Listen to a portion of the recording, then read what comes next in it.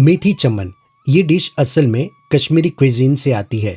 कश्मीरी पंडित cuisine में पनीर को चमन कहा जाता है, इसलिए इसका नाम पड़ा मेथी चमन। वैसे इस डिश को बनाने के कई वेरिएशन मिलते हैं। कहीं पर मेथी को पहले ब्लांच किया जाता है और कहीं सीधा भुनकर पकाया जाता है। दोनों तरीकों में स्वाद एकदम लाजवाब आता है। दोस्तों, ये रेसिपी मैंने बनाई है बिना प्याज और लहसुन के, बिल्कुल आसान तरीके से, ताकि आप घर पर ही रेस्टोरेंट वाला स्वाद पा सके। और कैसे हो मेरे प्यारे दोस्तों, मैं हूं नीरव। चलिए बनाते हैं आज की लाजवाब डिश। सबसे पहले सामग्री देख लेते हैं।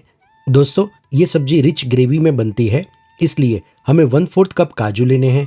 इन्हें पानी में भिगोकर नरम होने दे। साथ में 10 बादाम भी लीजिए, इन्हें भी भिगाकर छिलका निकाल दे।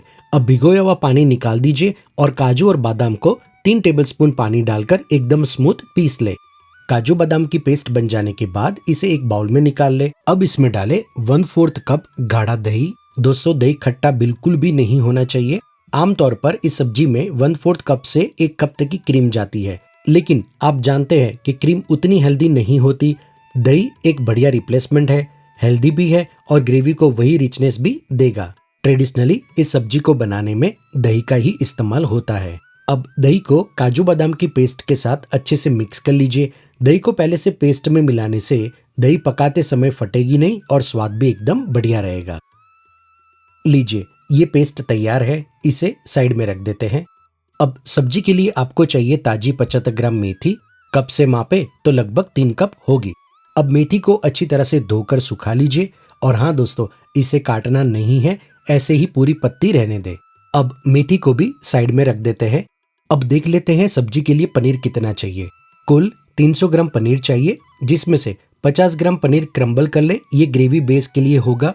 बाकी 250 ग्राम पनीर बहुत बड़े टुकड़े ना करें, इतने ही सही रहेंगे। और हाँ दोस्तों, पनीर को तलने की कोई जरूरत नहीं है। चलिए अब बनाते हैं सब्जी। दोस्तों, वैसे ये सब्जी या तो सरसों के तेल में या फिर घी में बनाई जाती है, तो यहाँ पे मैं ले रहा हूँ 3 टेबलस्पून देसी घी। घी गर्म होने पर डाले 1 टीस्पून जीरा। जीरा जैसे ही सिजल करने लगे, इसमें डाल दीजिए 1 कप कम खट्टे छोटे छोटे कटे हुए टमाटर। दोस्तों, इस रेसिपी में टमाटर की प्यूरी नहीं जाती है, इसे ऐसे ही छोटे टुकड़ों में काट कर डालें। साथ में डाले 1 टीस्पून बारीक कटी हुई हरी मिर्च, हाफ टेबल स्पून अदरक की पेस्ट और नमक स्वाद अनुसार। अब टमाटर को भुने मीडियम फ्लेम पर जब तक कि ये नरम हो जाए, लेकिन थोड़े टुकड़े दिखाई दे तब तक। और ये देखिए दोस्तों, बस इतना ही टमाटर को पकाना है, इससे ज्यादा नहीं। अब इसमें डालेंगे मसाले। हाफ टेबल स्पून रंग वाली कश्मीरी लाल मिर्च पाउडर, हाफ टेबल स्पून धनिया पाउडर, 1 टीस्पून तीखी लाल मिर्च पाउडर, 1/4 चम्मच हल्दी पाउडर, 1 टीस्पून कुटी हुई सौंफ, यानी पाउडर नहीं लेना है, कुटी हुई सौंफ का स्वाद बहुत ही बढ़िया आता है। आधी छोटी चम्मच सौंठ का पाउडर यानी अदरक का पाउडर।